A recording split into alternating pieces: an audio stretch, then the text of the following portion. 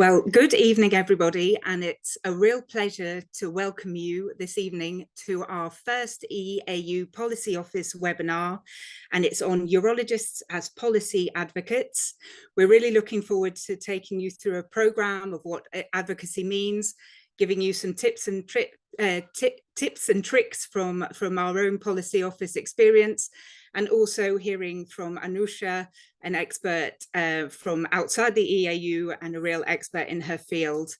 I'm joined here tonight by the other policy office chair and vice chairs. You'll be hearing from Hein van Poppel and Philip van Kerrebroek, who will bring their own case studies on policy and advocacy that we've been conducting. And Peter Albers, a new vice chair to the policy office, will be monitoring the Q&A function during the meeting. And we hope to have some Q&A time towards the end of the session. So please use that Q&A function.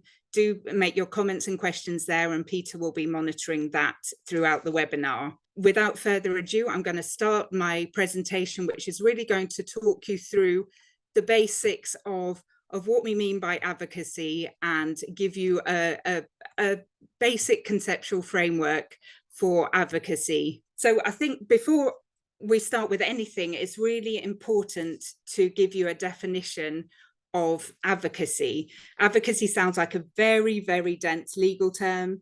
It sounds as though after your years of medical training, that we would expect you to maybe do a conversion into a law degree or some kind of legal role.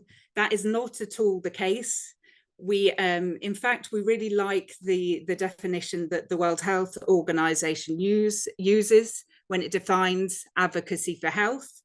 And we see it as a combination of individual and collective action designed with an aim of bringing political commitment, policy support, social acceptance, and systems for a particular health goal. Now, it's really important that the WHO emphasizes the responsibility of healthcare professionals as advocates for health at all levels of society. I was recently also involved in an EU-funded project that was looking into interspecialty cancer training, and they used as a competency framework the CanMeds framework, which has been developed by the Canadian Royal College of Physicians and Surgeons. And they look at the different roles that physicians and surgeons should have, and obviously there's the role of clinical medical experts, but they also present different roles like leaders and scholars and communicators. And one of the other essential roles that they encourage all healthcare professionals to consider is the role of health advocate. And this is really what today's webinar is all about, just giving you an introduction into how you might be able to use that role in your daily work. So what do we mean by advocacy? What would be some of the techniques that you would use if you were considering going about advocacy? And I've put this one first because I think it's a really critical one. It's building your networking, making sure that you're building alliances for change, thinking about the problem or the issue that you're facing, and thinking about, well, who else has got that problem? Who else is facing that issue? Who else could I work with in terms of communicating this issue and making it known? And a really crucial first process, I think, before a lot of other advocacy is to raise awareness, informing, educating policymakers and people on a certain issue. That's quite often the first thing that you do before you attempt any other kind of advocacy processes. Lobbying is the term that we use really for direct contact with policymakers, decision makers, where you propose an issue, you maybe propose a problem, you explain the problem, and then you also would propose recommend some solutions. Campaigning and mobilizing is the technique that is more indirect. It helps to keep an issue or put an issue into the public or a broader group of stakeholders sphere, and it helps to keep the issue alive and keep policymakers and decision makers reminded of the issue. And one of the key tools that you can use to campaign or mobilize is to use the media. Could be traditional forms of media. They're important: newsletters, print media, television. But more important, well, of increasing importance, I think, are also the tools that social media give us to reinforce the issue, to put across our messages. And advocacy can actually be nothing more complex than informing what's going on, informing what you're already doing in clinical care that's working really well, that's driving better outcomes for your patients, and making sure that policymakers know that, so that that good practice, that achievement can be reflected in policy and hopefully achieve that recognition and also potentially additional resource that it needs to come into fruition. Advocacy happens at all levels of society. It doesn't just happen in one area. It doesn't happen just with national governments. It happens really at every level. So it can happen at micro level between you and your patient. Advocacy could be as simple as advocating for your patient in an MDT setting. At meso level, you might join with colleagues from your profession or other professions in discussing an issue with your national Ministry of Health or with a national regulator, trying to help patient groups get access to, for example, a new medicine or a new device. That's a meso level. And then there are really macro level, global, European or regional campaigns. And obviously all of these levels can have an impact on the other level, and something that happens at the macro level can impact obviously on the meso and micro level, and in fact should impact on the other levels, and sometimes has unintended consequences on the other levels as well. And it's really important that all of these are balanced and acting in a relational way. This is all sounding really easy, right? This is, you've got some nice definitions of what advocacy is and how you can go about applying some advocacy techniques. Where it gets slightly more complex and more complicated is that we, or you as clinicians and healthcare professionals and as patient organizations, are really living, surviving, acting, working in a very complex adaptive system called a health system. The WHO has provided these 6 elements as elements of any health system. So financing, medicines and technologies, human resources, service delivery, information and governance. So these are all the key elements of a health system. And all of these elements have different actors and different decision makers and different groups and different roles.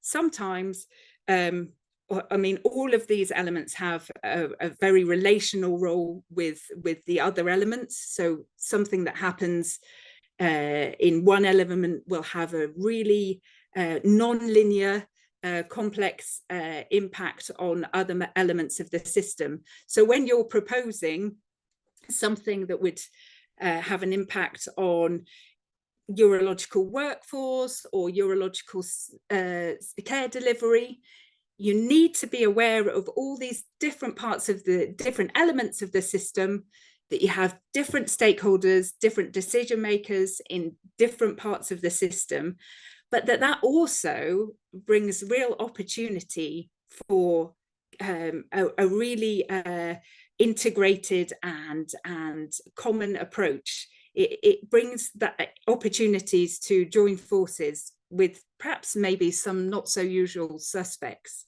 And if you take it even broader than a health system and think about at perhaps a macro level, at EU level, you can see that there are also new actors and new decision-making bodies and people that you need to take into account.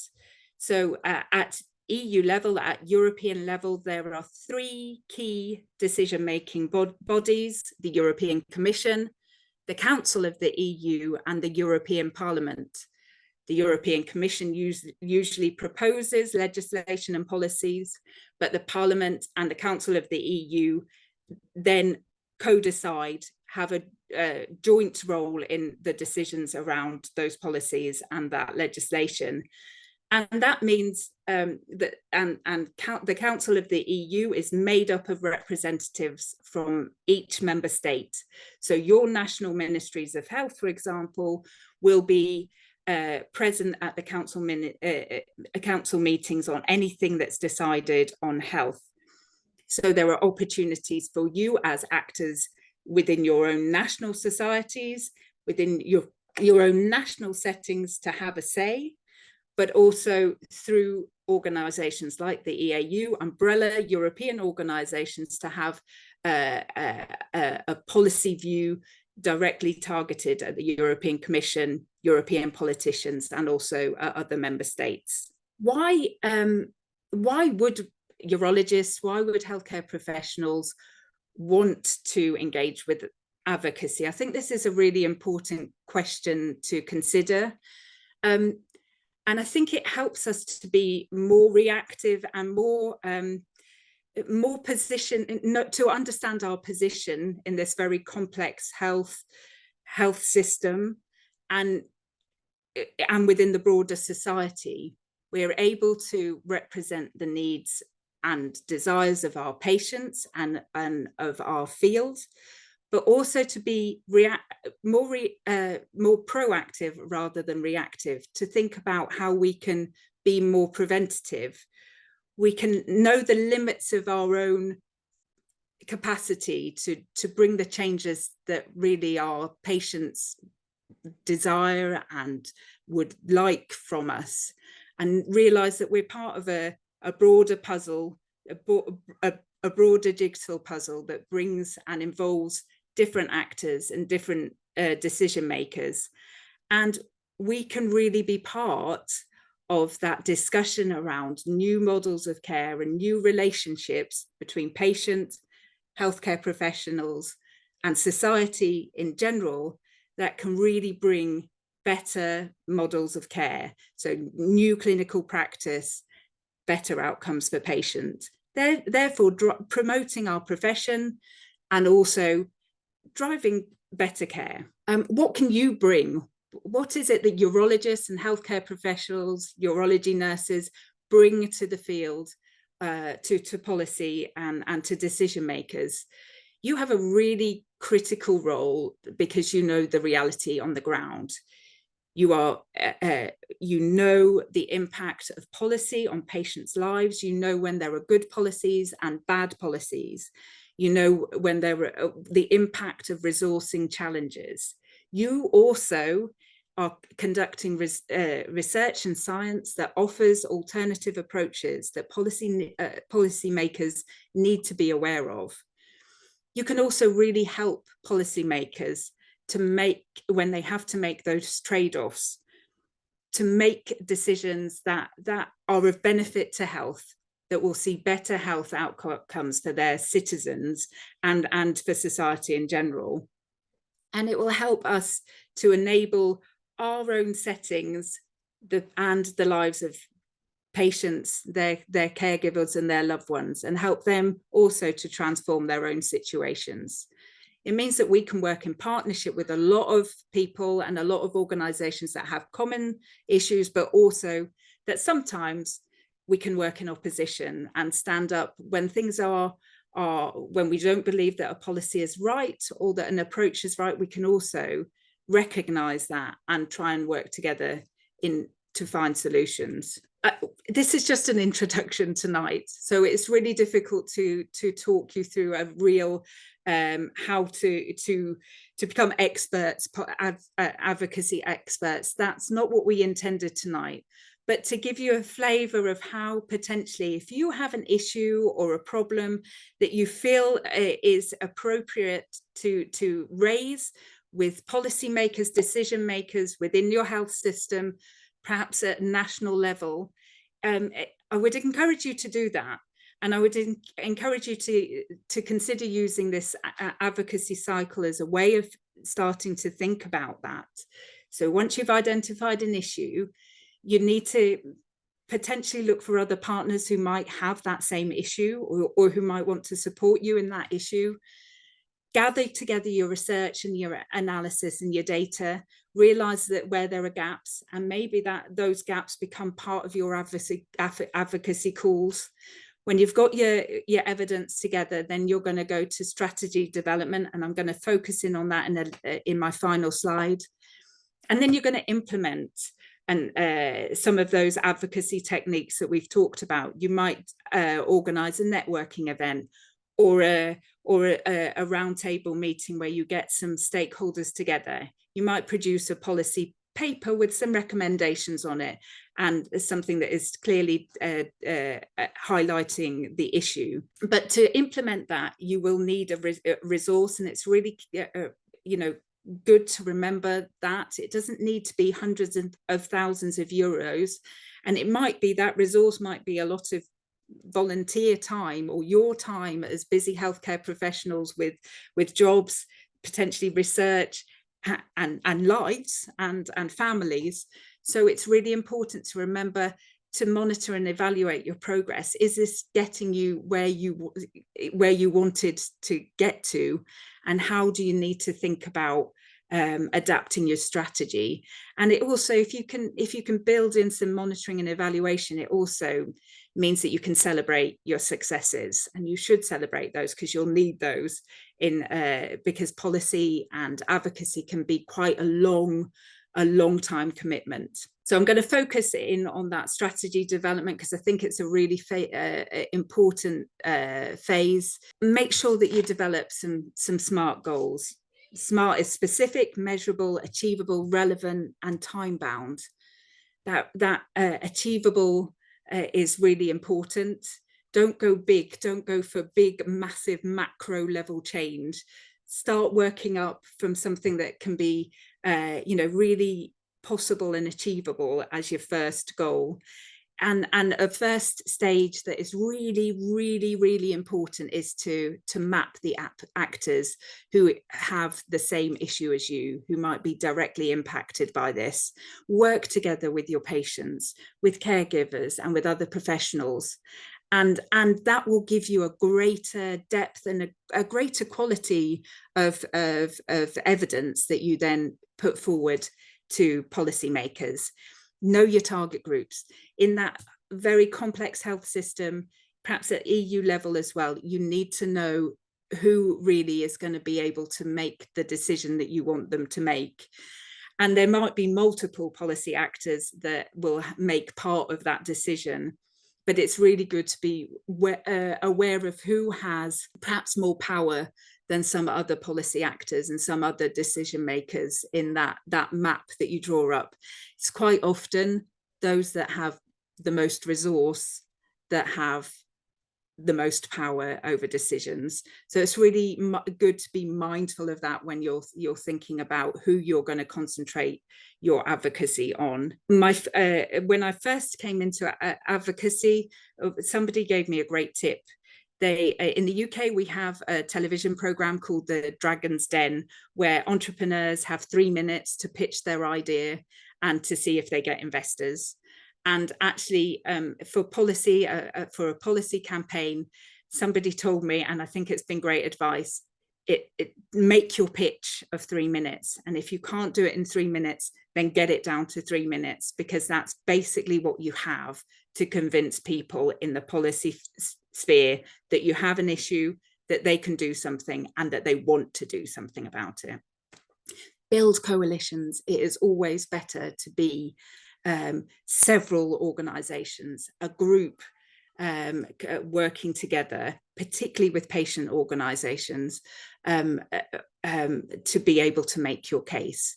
I think that's a really good place for me to finish my very general networking presentation, and with this focus on networking and the importance of networking. I'm going to hand over now to our expert speaker, and this is Anusha Pandwani. She has she's kindly joining us from COST. She is head of science. If you don't know what COST means, she will explain it, but it means European Cooperation in Science and Technology.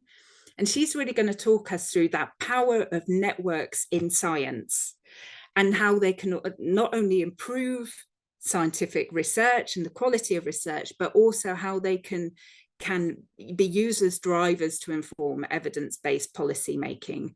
Over to you, Anusha. Thank you very much. Thank you very much, Sarah, for that introduction, and a very good evening to everyone. It's a real pleasure to be here with you and to share some of my experiences and insights on science diplomacy, as well as the benefit that networking at the European level brings.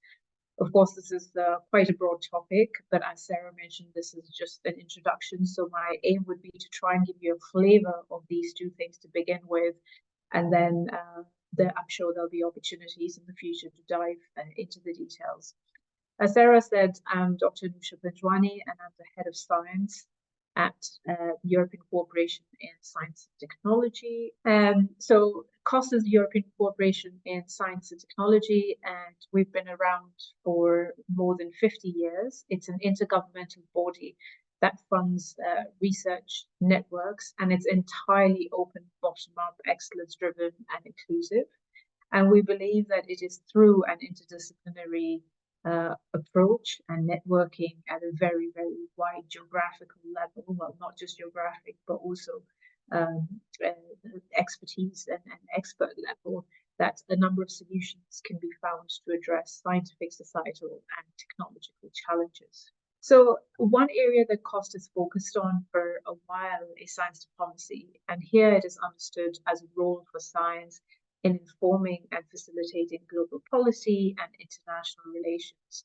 There are a number of definitions that exist for science diplomacy, one of which is a country's interest in investing effort and actions to ensure that the country's regional, national, and cross-border interests are met. Just to give you an idea of what I mean by regional, national, and cross-border interests, at regional level, it might be trade and innovation. At the national level, it might be on setting standards or national standards or whatever, licensing, and then cross-border interests, such as on how to meet SDGs, so the Sustainable Development Goals, as well as what to do about ungoverned spaces. In a field like yours, I won't repeat what Sarah already quite helpfully mentioned in her slide about why should you bother with advocacy. But in a similar light, I would like to say that just understanding the basic principles and the tools available for science diplomacy, you would really have an opportunity to have an impact on the global research, as well as translation of various aspects of your field. And another few reasons about why scientific exchange and collaboration is important is mainly threefold, at least within the realm of science diplomacy. One is access to infrastructure, experts, and expertise. It might be that members affiliated to an institute in a given country do not have access to developed infrastructure, as developed infrastructure in their own country as they would in your country, for example, and vice versa. It is also important to promote your areas of expert and expertise. I think each country has a few areas of expertise that they particularly excel at.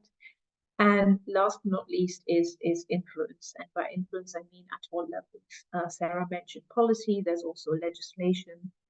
There's a wide breadth of areas that you can actually have an influence on. And there are a number of tools available to achieve this. It might be through, through policy documents, strategic documents, communication. exchange programs, funding schemes, as well as through the use of embassies, which a few countries do extremely well at.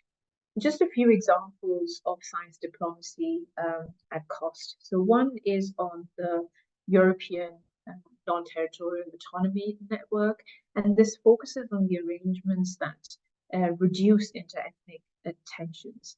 And this particular cost project accommodated the needs of a number of different communities, so much so that it prevented a call for a separate state. Another example is on the network to encourage the use of monitoring and forecasting dust products. This is a huge issue, especially when it comes to the coordination and harmonization of data. And this particular cost project that we refer to as a cost action did this for a number of socioeconomic sectors, and it included participants from all over the Mediterranean as well as beyond. So you can see how it wasn't just one or two countries that benefited through sharing of data, but a large number of countries with really tangible effects. We also have some science diplomacy examples which are entirely focused on foreign policy. One might be, one example that I could give is on China's deepening economic engagements with Europe. There are also some examples of researchers coming together to work on topics. And these researchers come from countries where either there are little, no, or highly strained political ties, or no cooperation agreements between the states. Given the awareness of the current geopolitical situation, you can understand the real importance that science diplomacy can bring to the table. All right, now switching gears to the value of networking at the European level, I'd like to give 3 quick examples. The first one is called HyperChildNet. So this is the name of a project that aims at acquiring a holistic understanding of the factors that affect high blood pressure in children and adolescents, and it is to propose corrective and preventive actions. The fact that they brought a huge number of countries from within the EU as well as beyond together meant that they could involve stakeholders from all fields, or relevant fields, and some of them are mentioned on the screen here. So researchers, policymakers, patients, regulatory bodies, as well as industry. This just shows the distribution of countries, and of course, in this particular example, it goes well beyond Europe. As you can see, it includes countries such as the United States. Because of this huge geographical distribution, it meant that a large number of experts and variety of expertise was brought on board. And they also came up with a number of ideas to exchange knowledge and know-how. They came up with some fantastic ideas on how to use scientific missions, how to use training schools, summer schools, virtual mobilities, as well as cooperation agreements with different societies. I'm quickly going to just go through some of the fantastic outputs that they generated, and this demonstrates the value that networking in a sensible and strategic way, of course, at the European level really can bring. They managed to have the first statement in Europe between the European Academy of Pediatrics and participants in the HyperChildNet, and this was on aiming to improve the implementation of guidelines on hypertension that were published in 2016. They also came up with a huge number of outputs. So one example is a variety of channels, a variety of videos on YouTube that they had. They also came up with one of the first blood pressure calculators for children and adolescents, with over 4,000 regular users, not just in Europe, but worldwide. And these are free and available on the HyperChildNet website. They also came up with a number of dissemination materials, and one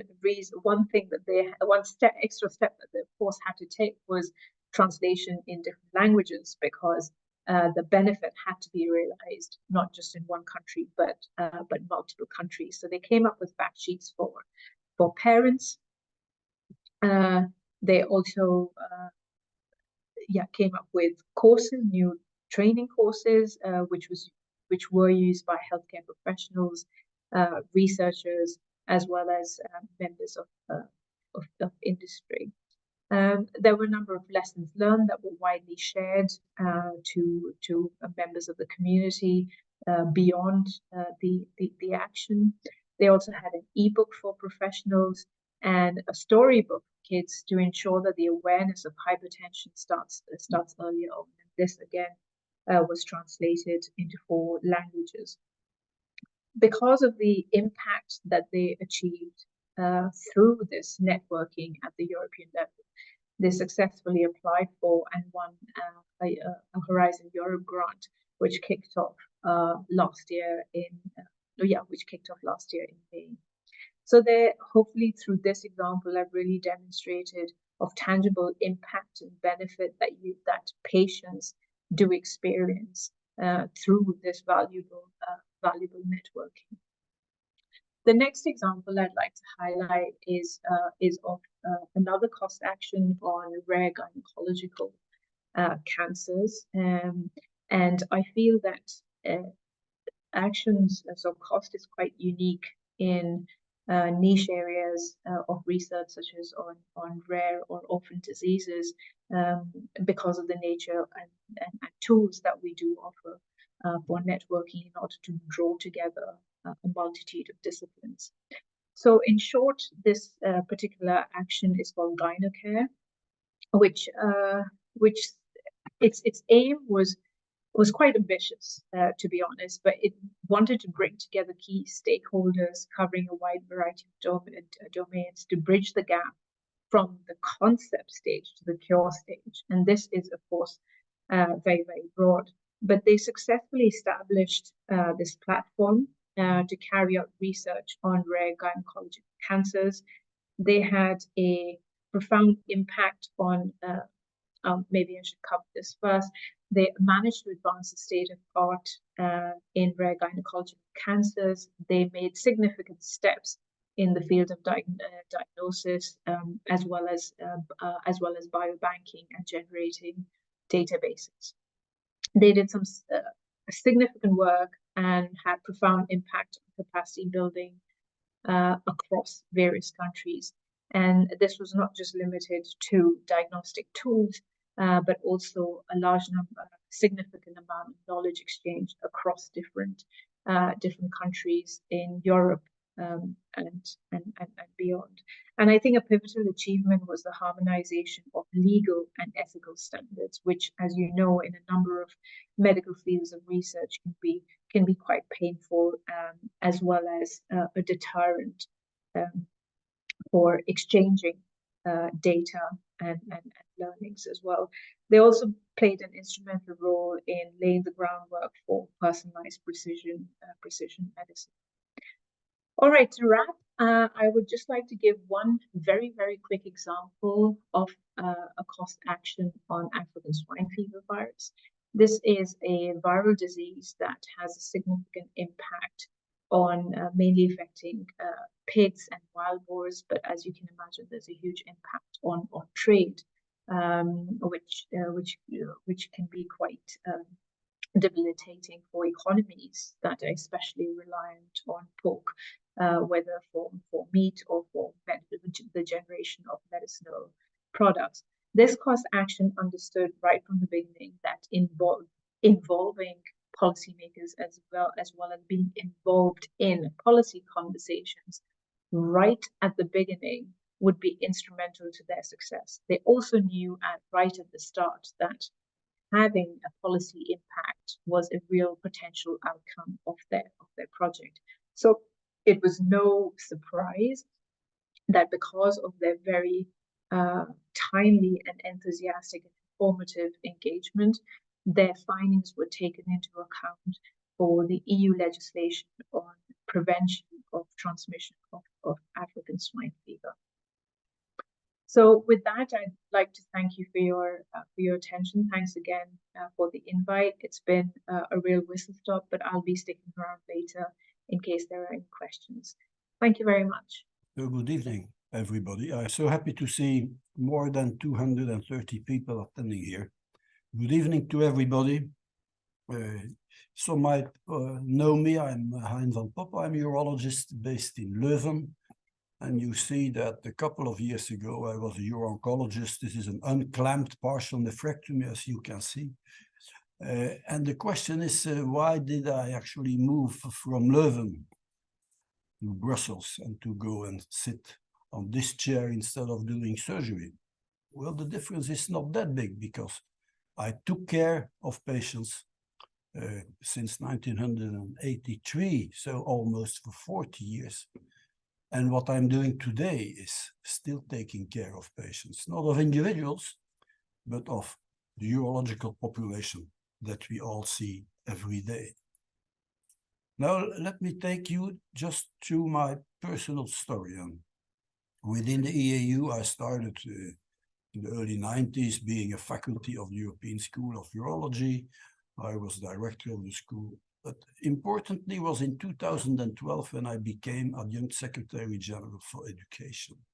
The executive at that time, there was a Secretary General, there was an Adjunct Secretary General for Science, there was a Treasurer and Communication Adjunct, and there was one for Education. And Education actually encompassed the school, the scholarship program, the guidelines, the Young Urology Office, EUACME, and actually there was no Adjunct Secretary General for patients. The only thing we had was an existing patient information initiative that we have expanded, but we have then built on an EAU patient advocacy group involving all the patient organizations, the pelvic pain, the bladder cancer, kidney cancer, prostate cancer, rare diseases, etc. We involved patients in the guidelines office, in the publications we made with a summary for patients. We got a patient track in the Congress, and we felt indeed that we needed to have a separate patient office that in the beginning had three pillars: patient information, the patient advocacy group, and the policy. Now in 2015, when I stepped down as chairman in Leuven, I was lucky to be paired to one of the members of the European Parliament at that time in Brussels. And I was with him for 14 days, just walking around the Parliament and following all his activities, where I started to feel what networking means, what personal contacts are with the European Commission people, with the people of the European Parliament. And I started to interact with the organizations, with all the abbreviations in the end. It drove me crazy, but you were really involved in the activities of so many European bodies.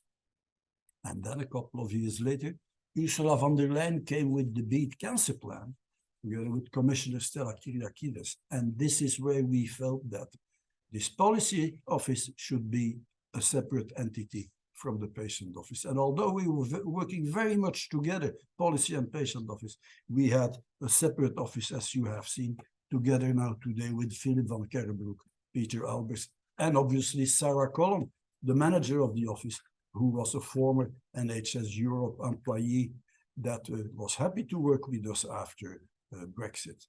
And I must say that from 2015, most of my time I have spent with patient and policy and advocacy. Now, if you go back in history, you know that in 1980, about 1 out of 2 or 1 out of 3 patients who was diagnosed with prostate cancer died from the disease. And then PSA came around 1984. And you know that one of the consequences was this overdiagnosis. We diagnosed a number of patients that would better not have known that they had cancer. In 93, we did the randomized trials, the American one, the European one. I do not have to go into detail, but they had conflicting results. And this actually resulted that at a certain point in time, there was an anti-propaganda against PSA screening. Although we knew from the randomized trials that the longer follow-up, the more reduction in prostate cancer mortality you gain. And this would actually have been enough to start population-based screening, but it didn't happen. It simply didn't happen because of overdiagnosis and overtreatment that has been very well recognized, while prostate mortality has been reduced more dramatically than in any other cancer mentioned here. We were not able to avoid around 50% of overdiagnosis. And therefore, the United States Task Force, the Preventive Services Task Force, first decided not to use PSA for screening in men over 75 and later recommended against the use of PSA screening in all men. What is the consequence? Really, after this overdiagnosis, you see the incidence of prostate cancer came down dramatically since 2007. And the number of patients diagnosed primarily with prostate cancer in an advanced stage increased. And in the end, also prostate cancer mortality increased. And we let this happen. And although we as scientists, as clinicians, we were talking together, being convinced that we needed to do something about it, I realized that we needed to make the policy makers aware in order to have a change. And I was sitting on the second row in this audience where Ursula von der Leyen presented the Europe's Beat Cancer Plan. And we said, you cannot be serious if you do not prioritize prostate cancer, which is the first male cancer and which is the second or third killing male cancer in the European Union.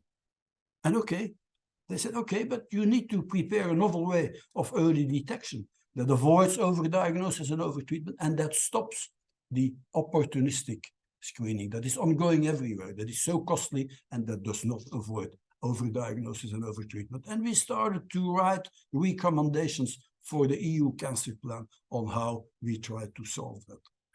And it's actually Monique Robol who realized in the RSPC that she coordinated that a PSA above 3 that is followed by a biopsy will result obviously in overdiagnosis and overtreatment. So she started by developing risk stratifiers, including MRI. And finally, we came up with an algorithm where PSA is followed by risk stratification, an MRI if the risk of having significant prostate cancer is high, a new risk stratification after MRI, and then maybe a biopsy, while we exclude obviously many insignificant cancers to be diagnosed.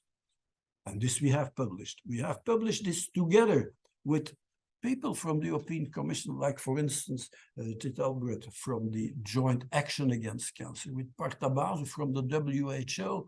And we have given this algorithm that all urologists listening here today know in detail. And we have written recommendations, not for the urologists, because we knew the impact on mortality, but for the European Union and for the European Commission to say that we need a population-based, organized, PSA-initiated, risk-stratified by invitation information letter to all healthy, unsuspicious men between 50 and 70 years of age.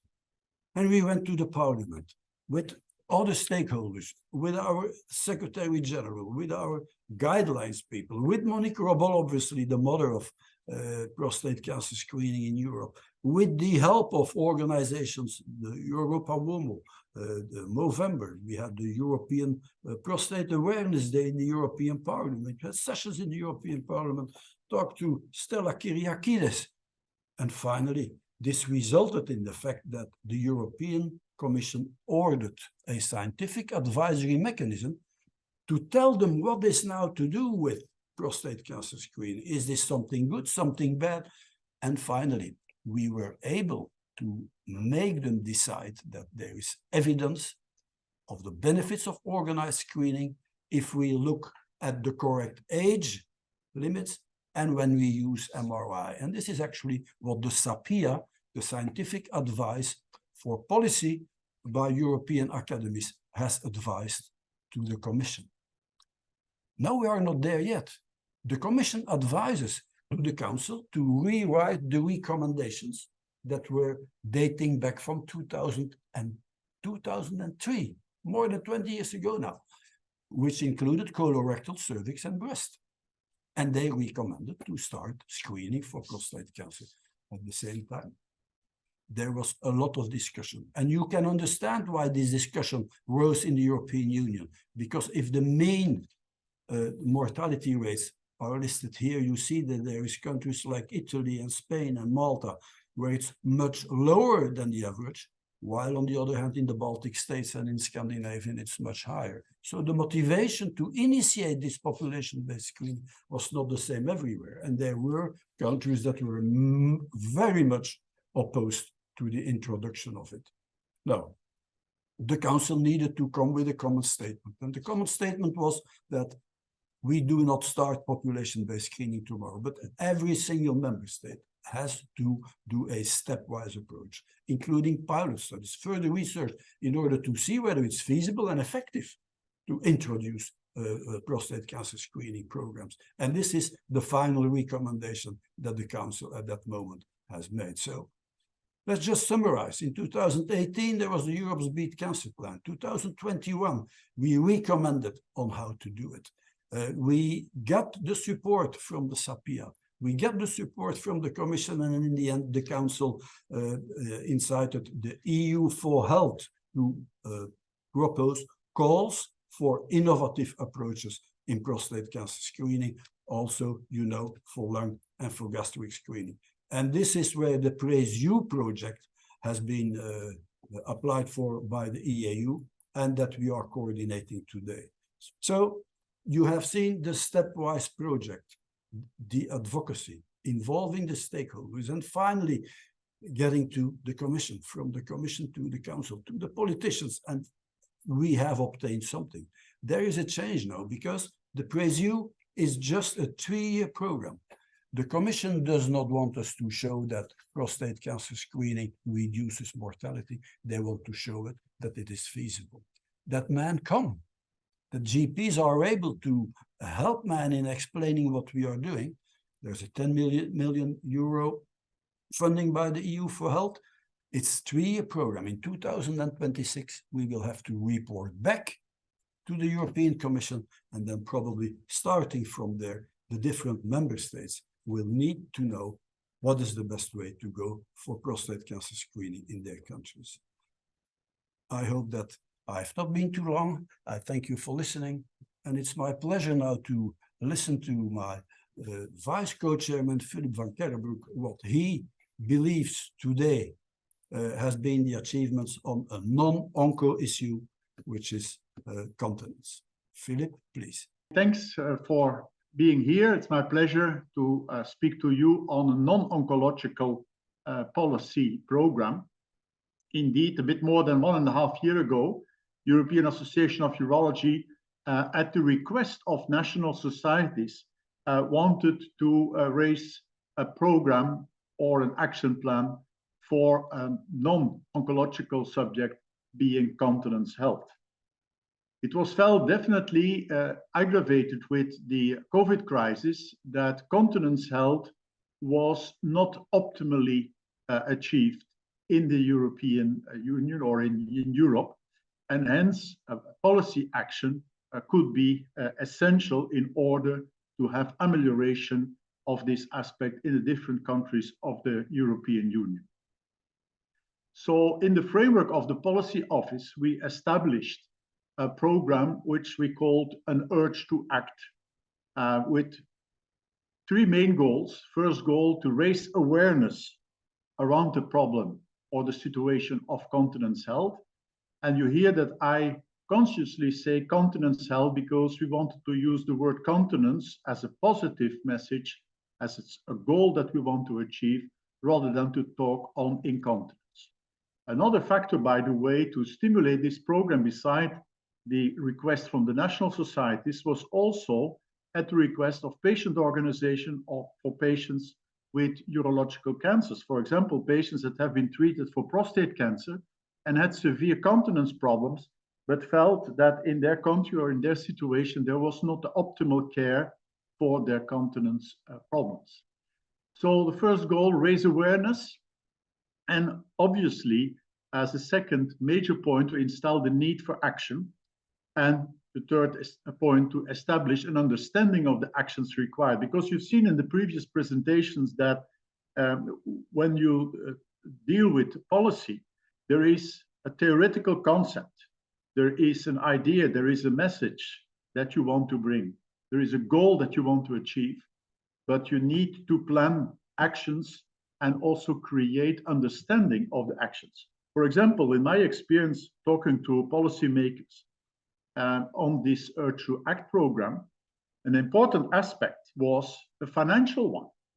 Because of course, any organization, definitely national authorities, Ministry of Health and governments in member states are eager to reduce the cost rather than to increase the cost, definitely for healthcare also. And so the message that we could bring that with an adequate program, ameliorating continence health in Europe, could just reduce the cost by better care and better cure also, was a very important aspect for policymakers to listen to our program and to the ideas that we had around the Urge to Act program. Next slide. Another experience that I got in doing this policy work is that you have to come with data. Policy makers are not believed on their eyes or their talk or not their professional background, because it may seem that you're just talking for your own wallet or for your own interest. And that's why in the framework of the Urge to Act, we started by making an health and socioeconomic and environmental report indicating the cost of continence problems in the European Union.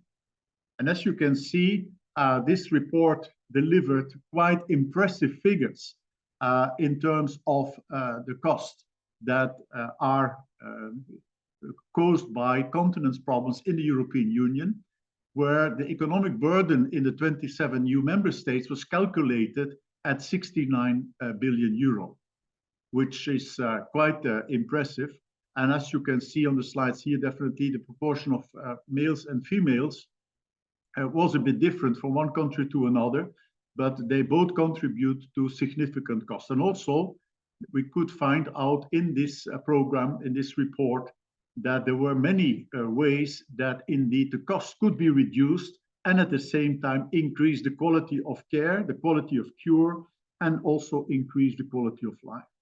So this is the main message from being in contact with the policymakers. Another aspect of policy work is that you may not be alone.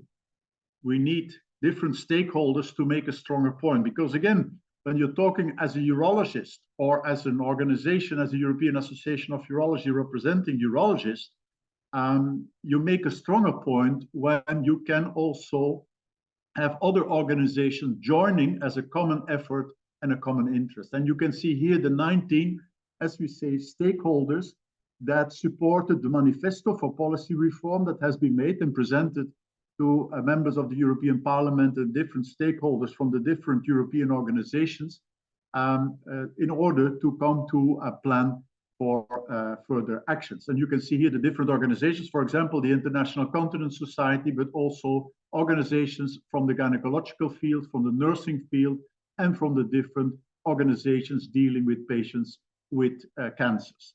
So that was a very strong point also for having a voice in the towards the European administration. Next slide, please.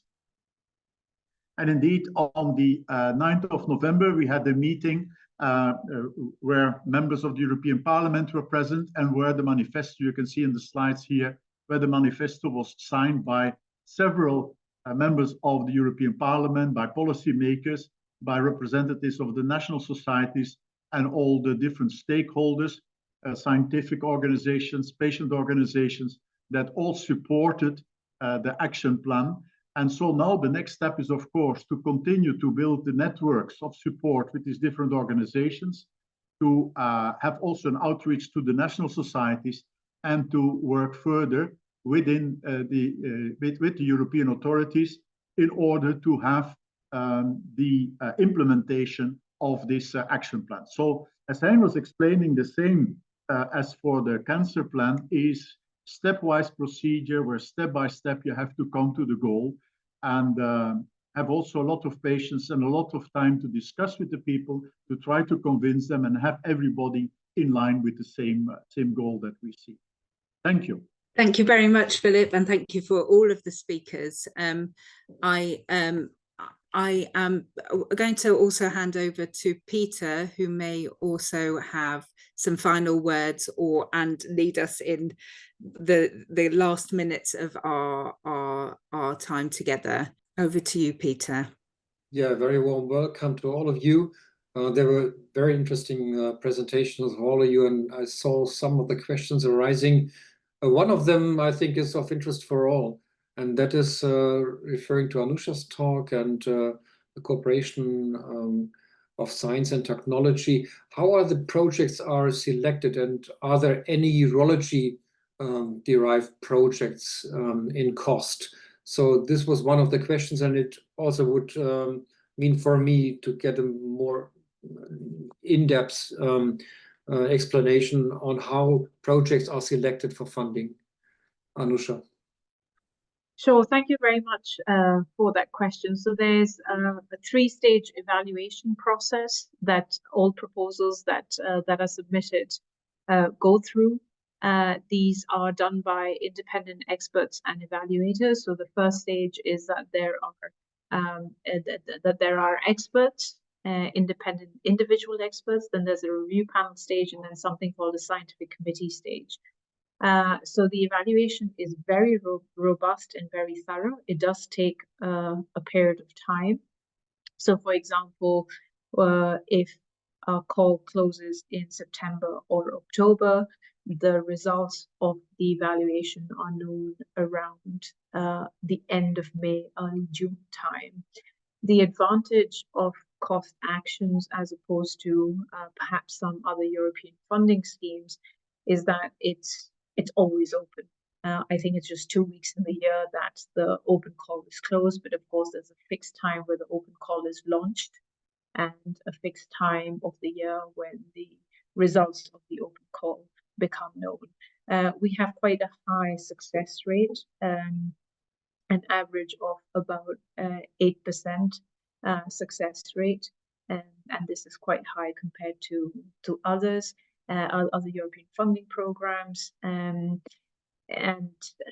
Yeah, I mean that's the basic of it. But if you're very keen on it, a lot of countries across the EU, well, Europe as a whole actually, have what we call info days, so you can get more information on this.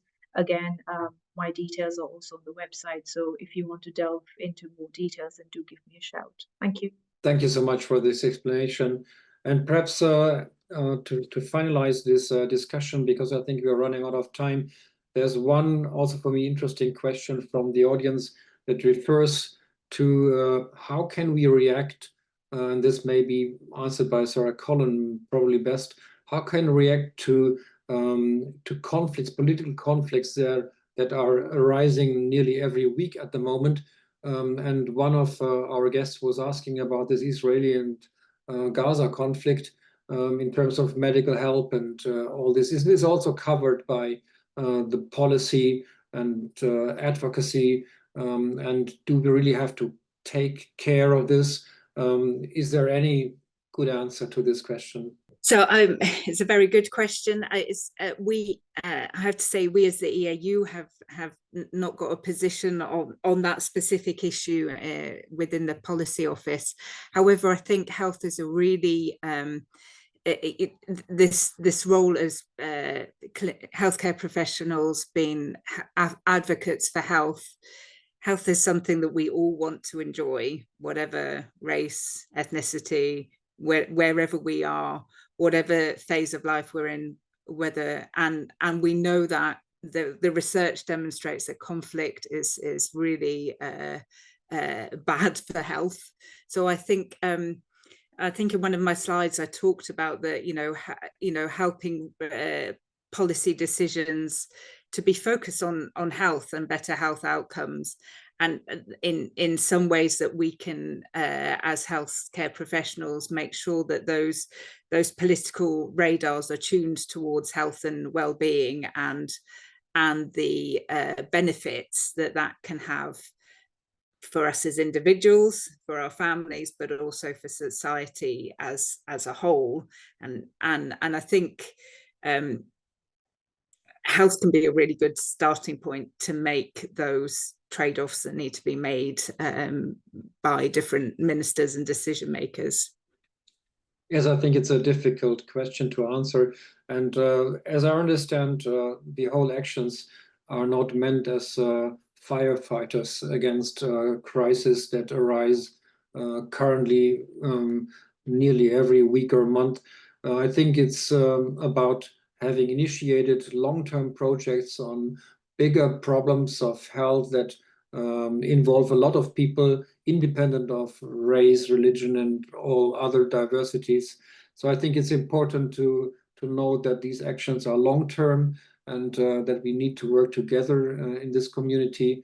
And I think these two examples we have heard from Hein van Poppel and Philip van Kerrebroek showed these urology-derived projects are taking care of millions of people actually that have this healthcare problem. And I think this is important to transport to the politicians. At least this is a bit of my understanding of the actions of the policy office. And I would, to finalize, hand over the last words. Any other questions from Professor van Poppel or Professor van Kerrebroek? If not, I think Sarah. The most important is that you need to have motivated people. And obviously, the manager of our office, Sarah Collin, has made me motivated to continue to do that, because you don't see results the day after your action. And Philip will also realize that after a very successful and very speedy progress on continence, it will take time, because policymakers do not come from one day to the other to a conclusion. I have tried to explain how you have the SAPIA, the European Parliament, the European Commission, and finally the Council, how complex it is to make progress in the European Union. You need patience, you need really motivated people that have this patience and that have time to consider doing this successfully. Philip? Yeah, something that I would like to stress is the importance of the national societies. I think in this type of work that we're doing, the support and also the initiatives and the feedback of the national societies is very important. So this is kind of a plea for everybody that is involved in a national society within the European space. Please be in contact with us, and if there are ideas around policy, please send us to us, because we see with this Urge to Act program that already the feedback and the input that we had from national societies was very important indeed to have the further steps in such a program, because you know European policy is in terms of health is an umbrella, but finally the real action has to be done in the member states itself. So it's absolutely essential to elaborate this cooperation between the EAU representatives, the national societies, and then the link with the European authorities. I think with these two aspects, it is important to note that it is hard enough to transport our medical ideas to the political surface and to convince politicians to act over long term. And I think this policy office, which is actually coordinated by Sarah Collin, showed in these two examples a major role on how we can succeed in the future. And perhaps, Sarah, it's up to you to have the last words of this perfect webinar. Thanks to all of you for these brilliant presentations. Well, I think there's nothing much more for me to say other than to thank everybody for their presentations. Hein, Philip, Peter and Anusha, really great to have these presentations here tonight. And thank you to all of you who've spent your evening with us and taken the time to attend. If we haven't answered your questions, please do get in touch. I've left my email address on the screen. You are very welcome to get in touch with any questions. And also, if you'd like to get more involved in any of the EAU Policy Office work or learn more, then please just get in touch with me, and I'll be very happy to follow up with you. Thank you very much, and wishing you a nice rest of evening.